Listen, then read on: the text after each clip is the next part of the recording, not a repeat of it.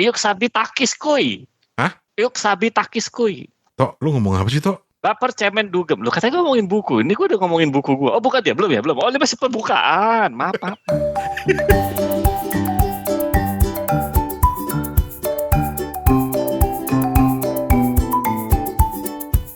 Hey, apa kabar? Kembali di Kepo Buku bareng gua Rane di Tangsel, Toto di Singapura, dan Steven di Ambon. Dan hari ini masih lanjutan dari episode Kembali ke Hitah Kepo Buku. Maksudnya, Kepo Buku itu sesekali kembali ke format awal waktu pertama kali dimulai, sekitar kurang lebih 4-5 tahun yang lalu. Yaitu, kita masing-masing hostnya membahas buku yang pernah kita baca atau sedang kita baca. Nah, jadi setelah beberapa episode terakhir ini kita banyak ngobrolin yang terkait dengan sejarah. Nah, kali ini Paman Toto di Singapura punya buku yang menarik, iya nggak, Tok? Tapi kalau ngomong sejarah, gue mau tanya dulu. Tapi kalau gue sejarah, ini maksudnya lu langsung ngebahas buku gue atau buku? Terserah, iya. Kalau ngomong sejarah, gue mau tanya dulu nih. Sejarah kan kalau Steven sejarah yang tadi itu bagus sebenarnya ya. Nah, tapi kalau gue mau tanya ini dulu sama si Rani. Ya, Rani kan bagaimana kan jurusannya? Lu dulu komunikasi kan lu dulu jurusannya? Iya FISIP ya? Masih FISIP apa? FISIP, Fakultas Ilmu Santet dan Ilmu Pelet. Lu yang ngomong ya kalau Maaf. Nah, lu kan juga jurusan komunikasi, tapi kan lu juga tertarik dengan sosiologi kayak gitu. Nah, lu sebagai pakar sosiologi pornografi, gue mau tanya lu sebagai sejarah ya. Tahu nggak bokep itu pertama kali tahun berapa, Ran? Lu kok tiba-tiba nanya itu sih? Oh iya, gue pengen tahu. Karena kalau lu sebagai pakar bokep, lu harus tahu. Nggak tahu gue. Yakin lo? Nggak tahu. Masa lu nggak tahu bokep pertama kali kapan? Nggak tahu, beneran. Oke, sekarang kalau bokep itu dari mana istilah bokep itu? Film biru. Oke, film biru itu terjemahan dari? Blue movie. Blue movie itu yang bikin siapa pertama kali? Nggak tahu. Lu jangan nuduh gue dong. Masa lu nggak tahu lu sebagai sejarawan bokep masa nggak ngerti? Ntar dulu, gue lagi mencoba menebak ke arah mana percakapan ini nih. Ini pertanyaan sederhana aja. Bokep itu lu kalau bilang dari kata BF, terus dari kata blue film, itu udah benar. Sekarang gue tanya, blue film itu siapa yang bikin? Bukan gue, Tok. Beneran, Tok. Gue nggak tahu, Tok. Sumpah, Tok. Nggak tahu? Lo tahu dong, ada orang bernama Andy Warhol, lo tahu dong? Oh, tahu Andy Warhol. Nah, Blue Movie tahun 1969 itu karyanya Andy Warhol. Bener kan? Dianggap sebagai film porno pertama. Keren lu, Tok. Nah, dari situ jadi Blue Film jadi BF disingkat jadi bahasa programnya bokep. Wah, gila. Ya udah, gue serahkan tampuk gelar pakar bokep gue ke lu deh. Enggak, tapi sebenarnya gue coba mau tadi kan lo bokep BF tuh sebenarnya udah bener karena gini itu kalau kita di tahun-tahun yang dulu tuh ada kita mengenal bahasa prokem gitu kan, bahasa prokem sendiri katanya dari mana? Dari kata preman katanya dari freeman. Betul, nah gitu kan makanya buku yang gue baca ini adalah buku recehan bahasa judulnya. Oh jadi ini bridging ke buku lo. Aduh, gue udah bilang ini apa hubungannya BF sama Pak Om? Iya dong, kan sebagai seorang storyteller kita harus punya bridging katanya gitu. Okay. Nah kebetulan bridgingnya yang kalau deket sama lu ya gue harus gue cari yang temanya bokep kan. Ya. Jadi buku recehan bahasa ini adalah karya dari Ivan Lanin. Nah, bukunya Ivan Lanin itu sebenarnya membahas tentang yaitu entah kenapa disebut recehan bahasa ya, gue lupa ya. Tapi yang jelas banyak topik-topik ada di buku ini, ada sekitar mungkin 81 topik yang pembahasannya saling lepas gitu ya. Yang selalu berhubungan dengan bahasa. Begitu. Nah, salah satunya di topik ke-72 itu adalah tentang prokem.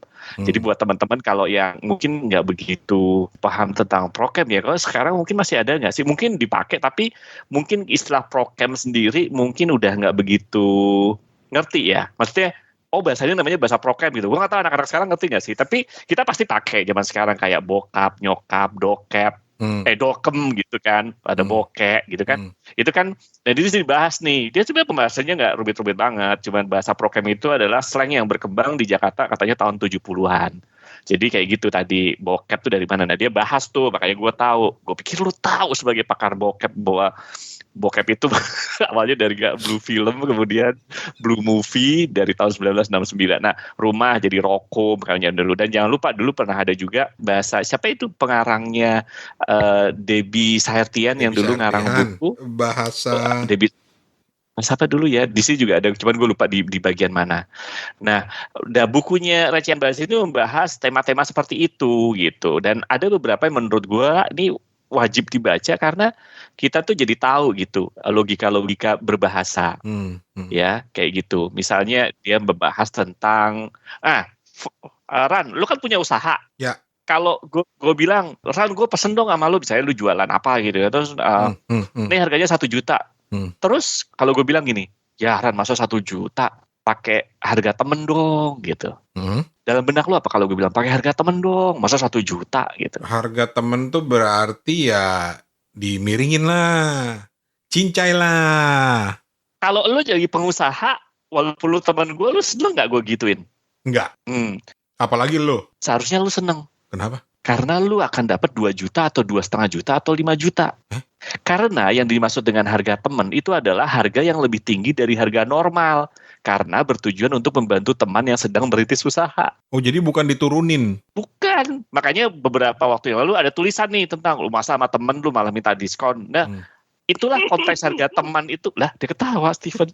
Lu suka minta diskon lu ya sama Steven lu, Van? Ran, udah jadi ketawain lo sama Steven. Diskon buku. Betul, diskon buku. Nah, jadi sebenarnya betul kalau kita jadi teman tuh harus ngebantu. Jangan minta harga teman. Tapi sebenarnya konteks harga teman tuh justru benar. Harga teman adalah harga yang lebih tinggi dari harga normal. Karena bertujuan untuk membantu teman yang sedang merintis usaha. Gitu, di buku ini dibahas. Tapi itu yang namanya entry yang di KBBI yang namanya ironi. Sebenarnya mungkin kalau harga teman itu artinya itu harga yang untuk membantu teman, tapi digunakan justru malah untuk membuat harga seperti lu tadi, membuat harga justru menjadi miring. Salah gitu misalnya. Nah, perintilan kayak gini nih yang dibahas dari sini. Dan menurut gue lucu gitu. Misalnya dia membahas juga tentang sepakat tidak setuju. Gitu kan. Walaupun misalnya dia contoh, gue kutip aja ya, walaupun KBBI mencantumkan sepakat dan setuju sebagai sinonim, sebenarnya kedua kata tersebut kadang-kadang digunakan untuk mana yang berbeda. Misalnya saya sepakat dengan gagasan Anda, tapi di sesi lain ada juga mudah-mudahan atasan kita setuju untuk menjalankan prakarsa itu. Jadi kalau menurut dia sepakat itu sama dengan sama pendapat, sepakat. Sedangkan setuju itu adalah sama tujuan. Beda kalau tapi iya, tapi kayak gini nih menurut gue lucu. Dan ada sesuatu yang misalnya ntar ya gue cariin dulu ya, sebenarnya banyak sih kayak gini. Dan menurut gue teman-teman coba deh baca buku ini. Buku ini ada di Playbook juga, Playbook Store, mungkin bisa dibeli kalau mungkin udah susah nyari terbitan cetaknya ya gitu. Tapi menurut gue sih menarik nih, dia membahas juga pemuktahiran kata-kata KBBI. Jadi namanya bahasa itu juga ada banyak kata-kata yang misalnya baru dimasukkan kembali gitu kan. Dimasukkan sebelumnya mungkin bukan kata yang sifatnya formal atau baku, tapi dimasukkan lagi kayak gitu misalnya. Oke, gue mundur dikit nih. Jadi bukunya Recehan Bahasa, karya Uda Ivan Lanin gitu ya? Iya, betul. Jadi isinya itu sebenarnya membahas segala macam tentang kebahasaan ya. Kebahasaan. Tapi bukan soal teori kebahasaan enggak kan? Bukan. Jadi dia ada 81 topiknya itu saling lepas. Gitu. Dan gue seneng karena di salah satu topiknya dia membahas tentang kepo. Nah, buat teman-teman yang nggak percaya sama kita kepo itu artinya apa, itu dibahas di sini. Coba. Gini ya. Kepo, penjelasan tentang asal kata kepo itu beragam, tapi sebagian besar mengatakan bahwa kata itu berasal dari bahasa atau dialek Hokkien. Nah, dia juga dibilang nih, tulisan Ausipit dalam Singlish, A Language Guide for Foreigner mencantumkan kepo pakai KAYPOH ya. Biasanya kalau orang Singapura menulisnya gitu, kepo atau kepo, Chinese origin, itu refers to a person that is nosy Parker atau busybody. Terus dia kasih contoh di buku itu. Don't be so kepo le. Sometimes abbreviated as KPO. Gue udah kayak Singlish banget ya. Gitu. Iya Toto, you always kepo gitu. Tapi dia tanya, tidak punyakah kita kosakata sendiri yang menghindarkan rasa ingin tahu urusan orang lain? Punya nggak Indonesia? Apa menurut lo? Nah, lo di sini dia bilang sebelumnya saya menggunakan kata icam. Icam itu apa? Ikut campur. Icam loh gitu. Tapi gue jarang ya pakai ini ya. Atau resek dalam beragam percakapan. Gitu. Masa jadi icam buku sih? Atau rese buku. Rese buku nggak nyambung. Jadi topiknya itu menarik sih. Gue nggak akan baca di antar jadi nggak ini. Tapi menurut gue tuh teman-teman tuh harus baca ini deh. Karena juga mungkin ada sesuatu yang basic. Seperti misalnya penggunaan kata namun, tetapi, dan tapi itu kapan dipakainya.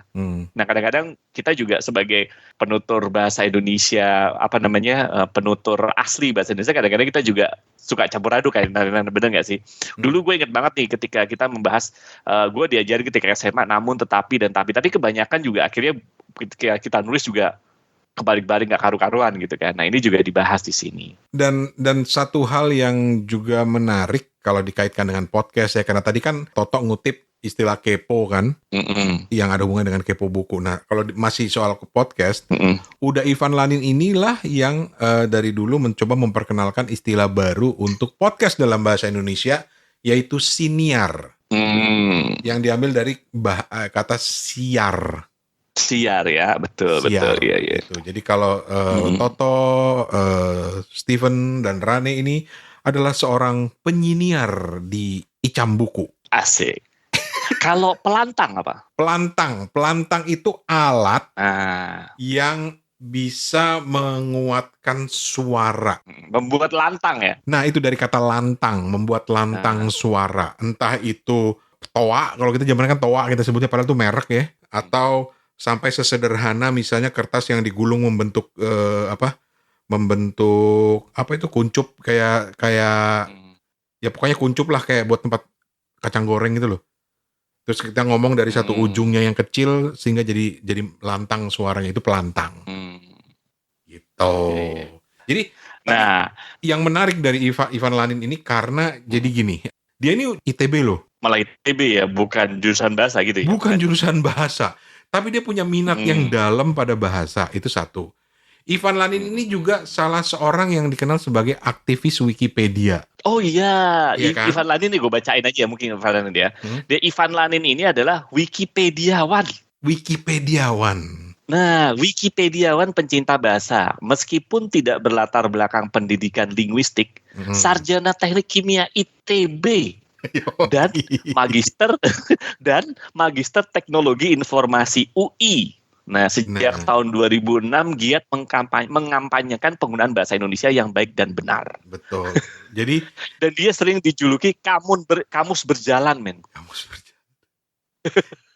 Keren ya. Sampai Ivan Lanin ini suka promosi. Kalau lo mau nyari arti-arti kata tertentu katanya, karena dia sering banget sharing di Twitter. Coba search aja di Twitter misalnya kepo terus @Ivan Lanin gitu. Atau siniar. Dia udah bahas gitu ibaratnya ya. Ivan Lanin. Jadi Twitter itu dijadiin kayak kamus, men, karena dia rajin banget membahas arti kata-kata gitu. Dan kembali ke Ivan Lanin, selain itu juga gue sempat mulai muncul lagi nama Ivan Lanin itu, mulai memperhatikan lagi karena dengar dari temen dia sempat masuk ke Google. Wah dulu men, tahun-tahun awal-awal 2000-an lu masuk Google keren banget gitu. Wah, sekarang juga keren kok. Sekarang juga keren. Oh enggak. Sekarang masuk ke Tesla yang keren sih katanya. Tapi yang menarik adalah karena dia masuk di Google itu sebagai editor bahasa Indonesianya Google Indonesia. Jadi ini cuma untuk nunjukin bahwa lu boleh punya pendidikan yang latar belakang pendidikan tentang satu hal, tetapi minat lu itu juga sebenarnya bisa bermanfaat lo buat hidup lo gitu loh. Betul. Jadi kalau lu tertarik sama bokep, kembangin lah, akan ada manfaatnya. Iya, karena kayak lu juga sosiolog bokep. Kan udah gue serahin ke lo. Oh iya. Steven kan backgroundnya kan biologi, tapi dia minatnya buku. Siapa tahu dia jadi pakar buku. Oh iya, udah. Nah makanya untuk Steven nih, Van, lu kalau besok kan lu udah punya toko buku, lu harus bikin kalimat seperti ini, Van. Jadi gunakan bahasa Indonesia yang baik benar gini. Misalnya lu mau membuat acara, biasanya acaranya gini. Ini gue kutip aja. Semoga lu ngerti ya, dan lu akan ambil sebagai pengumuman di Satria Buku, toko buku lu gitu ya. Misalnya gini, acara temu sapa dengan para penulis pegari kemarin diawali dengan gelar wicara dan diakhiri dengan penandatanganan buku. Kira-kira katanya semuanya lu paham nggak, Van? Acara temu sapa dengan para penulis pegari diawali dengan gelar wicara dan diakhiri dengan penandatanganan buku. Hampir semuanya aku paham, tapi yang kalimat penulis Kiwari ya? Pegari. Pegari nggak tahu itu. Nah, jadi kalau temu sapa tahu dong ya, temu sapa. Iya. Meet and greet lah ya. Jadi Ran kalau besok kita bilang, kita bikin meet and greet, jangan meet and greet. Kita harus bilang, kita temu sapa ya dengan host Kepo Buku. Alah, siapa yang mau gitu kan. Nah, terus kita mau bikin gelar wicara. Nah, itu talk show, kita udah tahu kan ya. Penandatangan buku lah biasa. Penulis pegari itu ternyata artinya emerging writer, men. Pegari. Nggak tahu ngomongnya pegari atau pegari ya. Tapi tulisannya P-E-G-A-R-I, pegari. Itu artinya emerging writer. Nah, gitu. Banyak sebenarnya hal-hal menarik yang bisa diambil dari sini.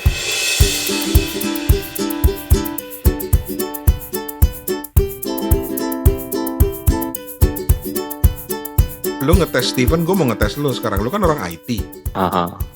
Pengawakutuan tuh apa? Hah? Apa? Pengawakutuan. Pengawakutuan tuh apaan? Nggak tahu apaan. Debugging. Nah, gue bug ya si kutu, tapi masa bener ya dia? Iya, pengawakutuan. Kutuan. Oh iya, benernya pengawakutuan. Aduh, astagfirullah. Tapi sempat ada bercandaan juga soal bahasa-bahasa kayak gini. Misalnya batang kebahagiaan. Itu joystick ya. Joystick. Tapi itu bercandaan, itu bukan beneran. Iya. Ya kadang-kadang kita karena mungkin ya ini masalah lu males apa nggak. Dulu juga gue punya dosen, dulu pernah gue bilang ya, itu gue pusing, dia dosen statistik, tapi kemudian sepertinya dulu beliau itu juga mungkin ngefans berat sama Bapak Andi Hakim Nasution almarhum. Nah, Bapak Andi Hakim Nasution itu kan dulu juga pakar statistik dan dia berusaha misalnya mengindonesiakan istilah-istilah statistik kan. Seperti misalnya standar error itu kadar galat atau kalau nggak salah begitu-gitulah ya. Rata-rata atau apa gitu jadi rata. Nah, itu dia dosen gue itu juga begitu, bikin soal kayak gitu. Yang ada gue pusing, men. Karena kita kan biasa ya, kita biasanya kan rata-rata, min, media, modus gitu dalam bahasa statistik. Dia nggak diterjemahkan dalam badan riset. Tapi sebenarnya cuma masalah mungkin apakah kita biasa menggunakan atau enggak. Seperti lu tadi bilang, seperti kayak ya betul kayak gitu. Tadi lu bilang bahwa pengawakutuan. Karena kita nggak biasa debugging. Lu udah tahu debugging, tapi lu pasti nggak menggunakan itu. Atau misalnya daripada ngomong scanner, ngomong pemindai misalnya. Pemindai gue masih sering pakai. Ya. Terus printer kita pakainya apa? Printer kita apa? Pencetak ya? Apa? Pencetak. Mouse apa? Tetikus. Nah, hal-hal seperti itu. Tapi ketika udah mulai misalnya file kemudian diganti berkas kan pusing ya. Iya. Dan yang belakangan ini sering juga gue gunakan karena gue sering nulis ya, adalah unduh dan unggah. Nah, itu juga harus kita biasakan sebenarnya. Betul. Ya. Karena unduh dan unggah itu, lu udah nggak punya alasan lagi itu menjadi tema baru gitu. Ya mungkin kalau tadi gue mungkin nggak, ketika kita ngomong, sebentar nih gue lagi bikin, lagi melakukan debugging dalam tanda kurung, atau gue lagi pengawakutuan tuh dalam tanda kutip debugging, mungkin oke lah ya. Tapi kalau unduh gitu seperti misalnya seharusnya kita udah mulai biasa dengan menggunakan kata bahasa Indonesianya gitu. Yoi. Harusnya udah mulai biasa. Walaupun ketika ngobrol dengan Ivan kan sempat gue ajak di salah satu kelas podcast ya. Dan menarik gitu loh, karena secara bercanda gue sempat bilang sama udah Ivan Lanin gini, Van, gue tuh agak takut deh ngomong sama lu nih, gue ngomong lu gue aja gue agak takut gitu. Gue pengennya bawaan itu pengen ngomong yang bahasa Indonesia yang baik dan benar. Dia ketawa gitu. Ya nggak gitu-gitu juga kali, dan dia keluar dengan bahasa logat gaulnya segala macem. Jadi untuk nunjukin bahwa memang kemauan untuk menggunakan bahasa Indonesia yang baik gitu ya, itu memang harus kembali kepada diri masing-masing. Tapi juga jangan kemudian lu ngomongnya jadi, hey, menurut Anda, Steven, apakah Anda punya pendapat yang ingin disampaikan kepada kami gitu? Karena itu kan Ada perbedaan antara bahasa percakapan dengan bahasa formal dan informal gitu, atau bahkan bahasa tulisan gitu. Nah, udah Lanin ini di salah satu topiknya, walaupun dia tidak mencantumkan contoh yang banyak, dia juga mungkin seperti yang tadi masukan dari lu gitu ya, atau dengar dari orang. Nah, dia di sini tulis dia baku itu tidak mesti kaku. Yes.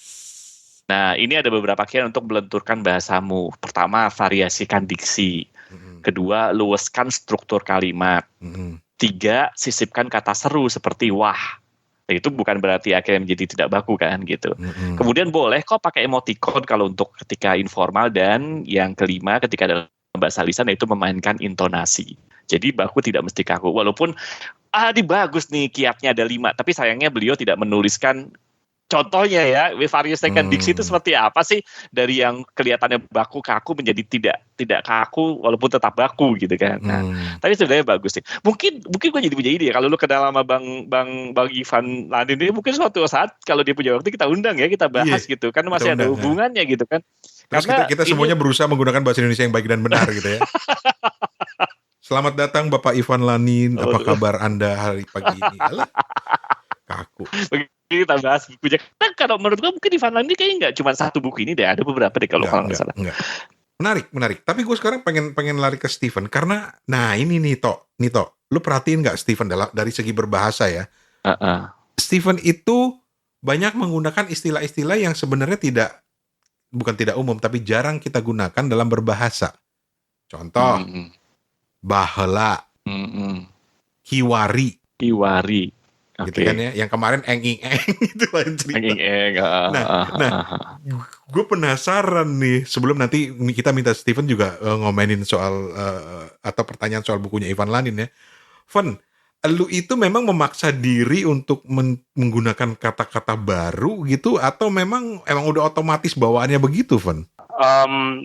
Bisa dibilang otomatis aja ya, Bang Rane. Dari mana dapat bahasa-bahasa kata-kata itu? Buat gue, anak-anak sekarang udah jarang loh yang pakai zaman baheula.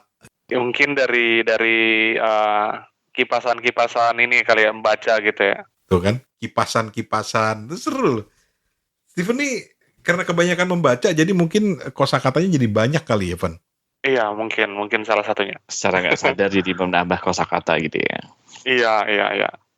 Tapi lu betul nyadar nggak sih bahwa kadang-kadang bahas kata-kata yang lu pilih itu tidak banyak digunakan orang gitu? Atau pernah ada yang komentarin nggak sih? Nggak terlalu nyadar juga sih Bang Rane. Nggak terlalu, iya. Oke. Buku ini tuh kayak apa ya? Betul-betul permainan kata gitu ya. Dan Bang Rane jadi pengen beli bukunya nggak kira-kira? Banget. Ini cuma 165 halaman loh. Banget. Ada di Playbook juga.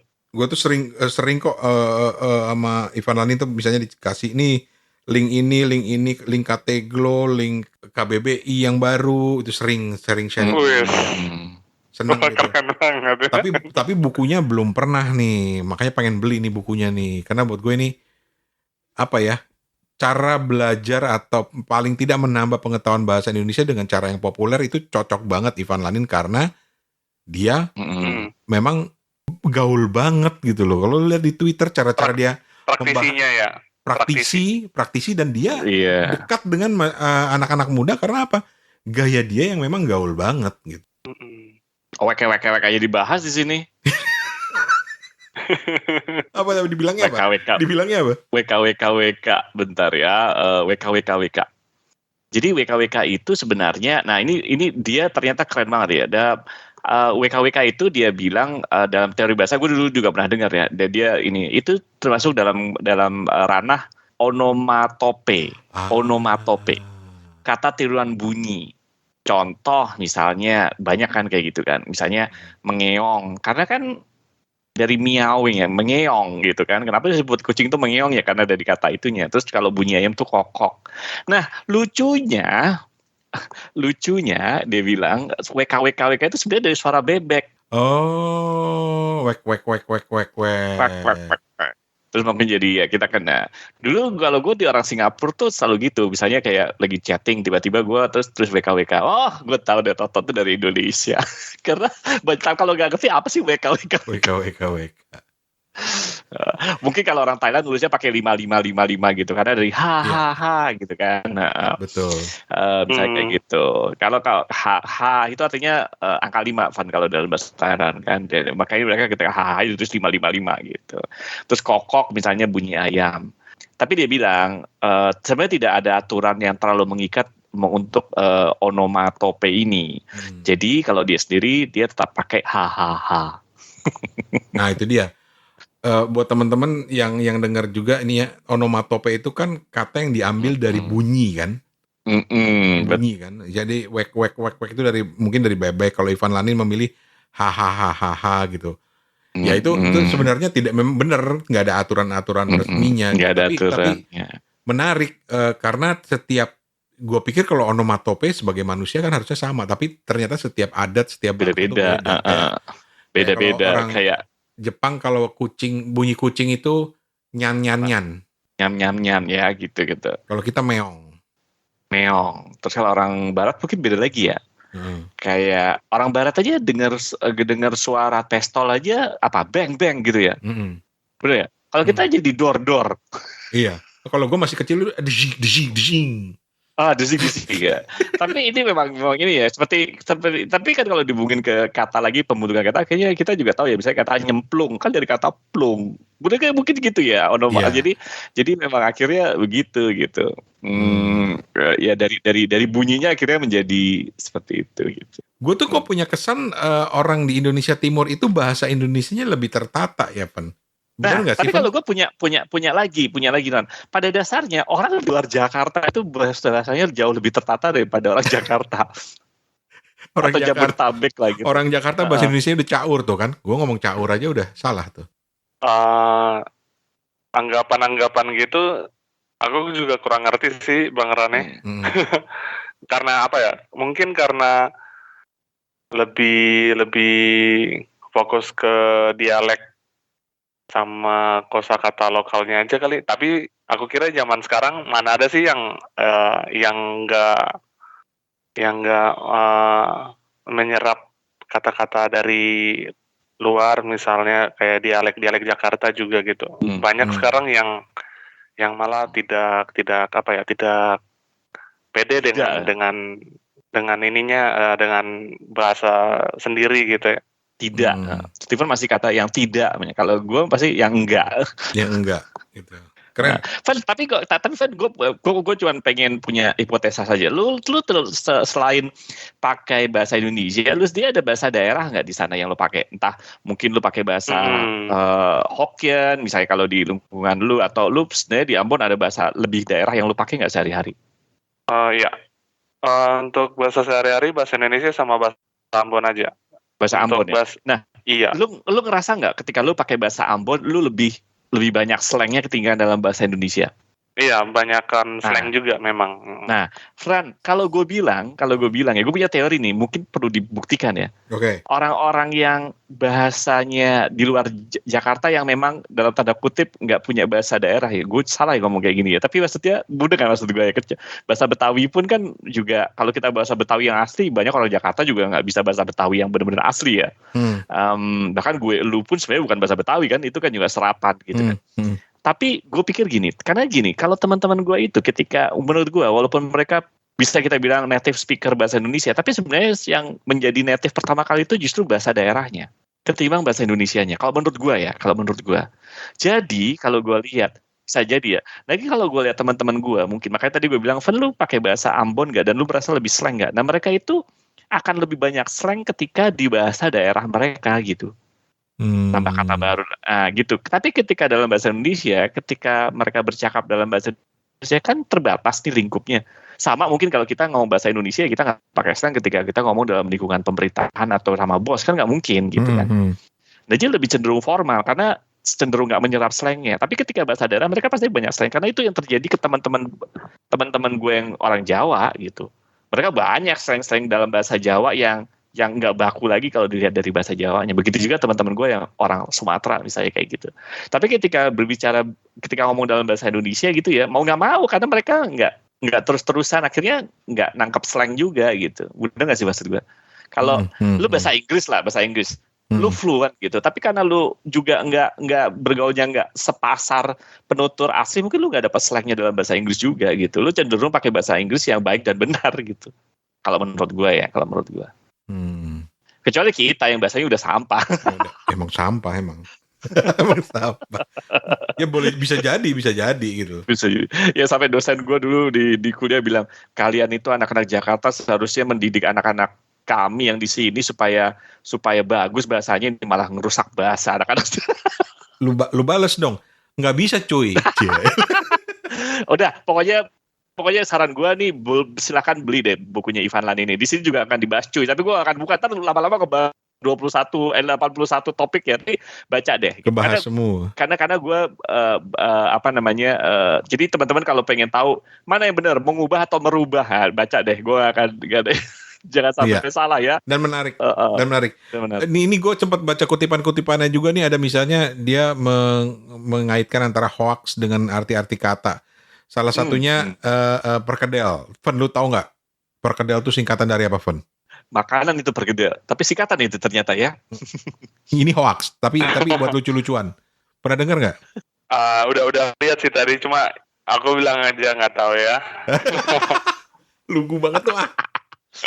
Nggak, karena Ivan kan sering banget tuh bercandaan-bercandaan di Twitter tuh ada kayak gitu yang sebenarnya bisa membuat orang salah paham gitu. Karena Ivan menulis gini, sejak umur berapa Anda tahu kalau perkedel itu singkatan dari Persatuan Kentang dan Telur? Apa coba? Cuma ini berpotensi dipahami, oh jangan-jangan bener ya gitu loh. Padahal mah iya betul, dipaksain. Anyway, itu buku recehan bahasa yang benar-benar receh dan menarik, ditulis dengan friendly banget ya, dengan gaul banget istilahnya. Tuh kan gue mau menggunakan, mau cari kata yang padanan gaul nggak ketemu, gue larinya ke friendly gitu kan, nggak asik banget gitu loh. Udah paham. Mudah-mudahan ada recehan bahasa 2. Ya, betul banget. Kalau udah dengar nih. Udah, pokoknya nanti tugasnya Rane adalah menghubungi udah Ivan ya, kita udah ya. Betul. Kita Bang, Pak Uda, Pak Uda tuh udah panggilan Pak Uda. Oh, Uda. Apa tadi gue bilang Pak Uda ya? Iya. Gue tadi mau bilang Pak Bang Uda. Pak Bang Uda. Bang Uda. Ya, ngarang buku lagi kita ini yuk kita bahas. Kita aja ke kepo buku. Oke. Nah, kita seneng gitu. Nanti kalau terbit dikasih tahu aja nih, gitu kan. Kita bahas di sini. Gitu. Oke.